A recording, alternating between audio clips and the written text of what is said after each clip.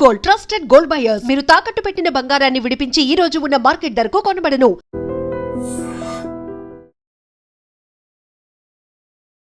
Welcome to I dream మహిళామణి.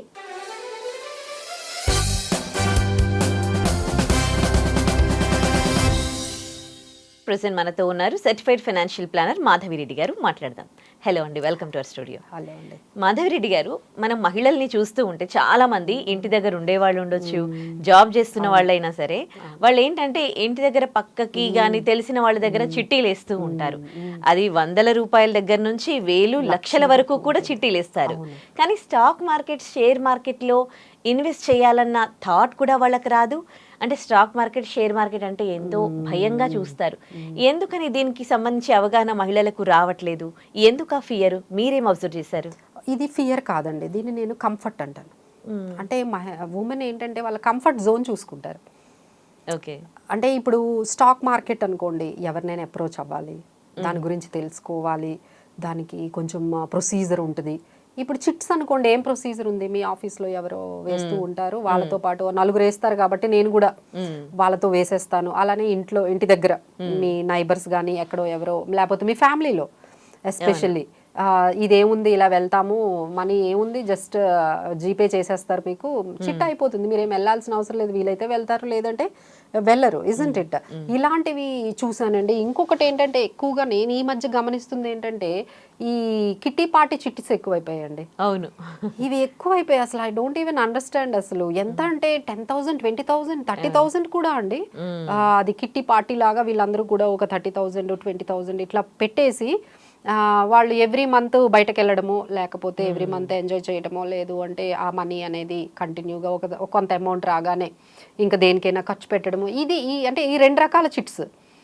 ఒకటేమో ఇలాంటిది, ఒకటేమో కొంచెం and with entertainment, without entertainment అని మనం రెండు రకాల చిట్స్ అనేది మనం చూడొచ్చండి. సో నేను చాలా వరకు వాళ్ళని కూడా అంటే ఫస్ట్ ఎవరైతే ఈ కమ్యూనిటీస్లో ఈ కిట్టి పార్టీ చిట్స్ వేసుకుంటారో వాళ్ళందరికీ మేము చెప్పేది ఏంటంటే, వేసుకోమనే చెప్తామండి.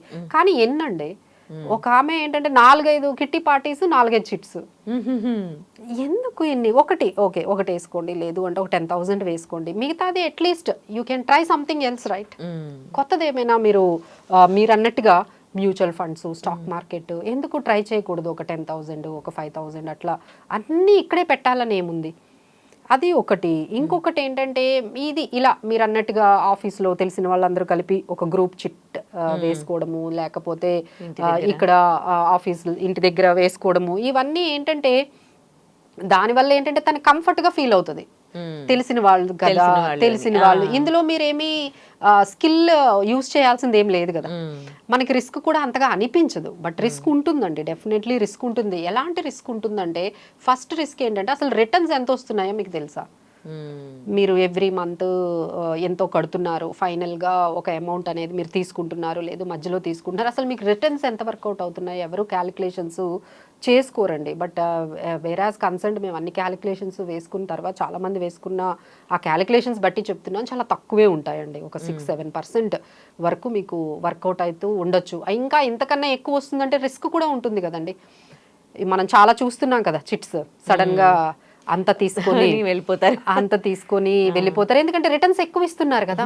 రిటర్న్స్ ఎక్కడైతే ఎక్కువ ఉంటుందో మీరు గమనించండి, అక్కడ చిట్ నుంచి ఆ మనీ తీసుకుని వెళ్ళిపోయే అవకాశాలు ఎక్కువ ఉంటాయి. ఎందుకంటే అంత అమౌంట్ ఇవ్వలేరు కదండి. మీకు 15% ప్రామిస్ చేశారు, 20% ప్రామిస్ చేశారు, వెళ్ళారు, వాళ్ళు ఇవ్వగలుగుతారా? ఎంతమందికి ఇస్తారు? 4-5 చిట్స్ ఇస్తారు. ఇక అందరూ మనీ అక్యుములేట్ అయిపోయిన తర్వాత ఇక మిగతా 10 మందికి ఇవ్వకుండా వాళ్ళు వెళ్ళిపోతారు. అంటే ఎక్కువ రిటర్న్స్ ఇస్తే రిస్క్ ఎక్కువ ఉంటుంది, తక్కువ రిటర్న్స్ గాని వచ్చాయనుకోండి, అది దానివల్ల మీకు ఎటువంటి ఉపయోగం లేదు. సో ఫైనల్గా ఇదేంటంటే కంఫర్ట్ కోసమే ఉమెన్ అనేది చేస్తున్నారండి. మీరు ఆ కంఫర్ట్ జోన్ నుంచి బయటికి రావాలి. అసలు ఆలోచించాలి, ఎక్కువ రిటర్న్స్ ఎందుకు ఇస్తారు? అసలు డబ్బులు ఎక్కువ ఇవ్వాల్సిన అవసరం తనకేముంది? ఎక్కడి నుంచి తెచ్చిస్తారు? అది ఆలోచించాలి కదా మినిమం.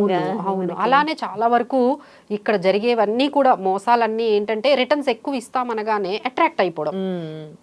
అది కానీ అందులో ఎంత రిస్క్ ఉంటే వాళ్ళు అలా ఇస్తారు, ఎంతమందికి ఇవ్వగలుగుతారు, ఎన్ని నెలలు ఇవ్వగలుగుతారు, ఎందుకు ఇస్తారు అసలు? ఎందుకు ఇస్తారు? అంత బ్యాంక్ వాళ్ళే ఒక 5%, 6%, 7% ఇస్తే వీళ్ళు 20% ఎక్కడి నుంచి ఇస్తున్నారు అంటే ఎంత రిస్క్ తీసుకుంటున్నారు?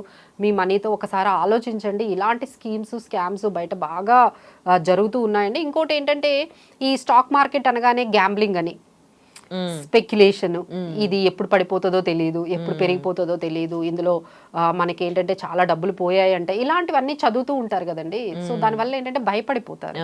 సో దానికి కాకుండా మీరు ఏంటంటే ఎగ్జాక్ట్ గా ఒక ఎక్స్పర్ట్స్ ద్వారా మీరు వెళ్ళారు అంటే డెఫినెట్లీ మీకు అలాంటి భయం లేకుండా మీకు ఈజీగా మీకు ఇన్వెస్ట్మెంట్స్ అనేవి చేయించగలుగుతారండి. అంతా మనకే నాలెడ్జ్ ఉండి ఇన్వెస్ట్మెంట్ చేయాల్సిన అవసరం లేదు.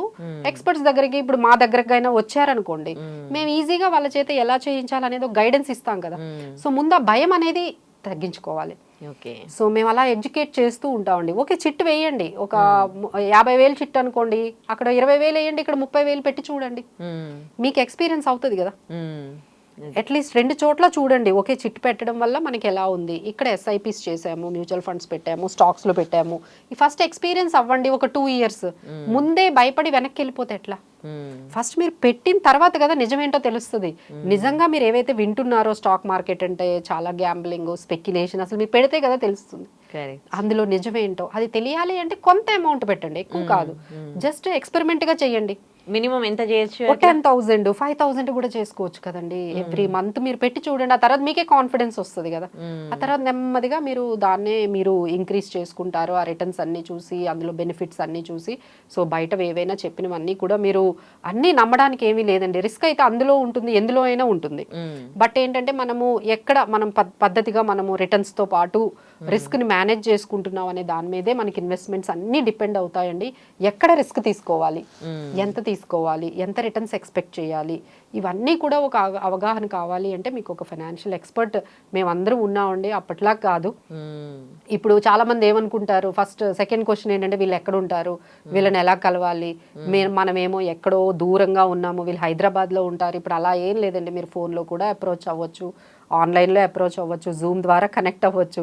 ఇప్పుడు అంతా ఆన్లైన్లోనే జరిగిపోతుంది. మీరు ఫిజికల్గా ఎక్కడికి రావాల్సిన అవసరం లేదు. మీరు ఏ కార్నర్లో ఉన్న వరల్డ్లో we are there to help you. So ఇలాంటి భయాలన్నీ మీరు వదిలేయాలంటే ముందు ఎక్స్పెరిమెంట్ చేయండి. ఓ 5,000, 10,000 మీరు పెట్టి చూడండి. మీకే ఆ ప్రొసీజర్ అంతా అర్థమైన తర్వాత మీకే కాన్ఫిడెన్స్ వస్తుంది. రైట్, థ్యాంక్ యూ అండి.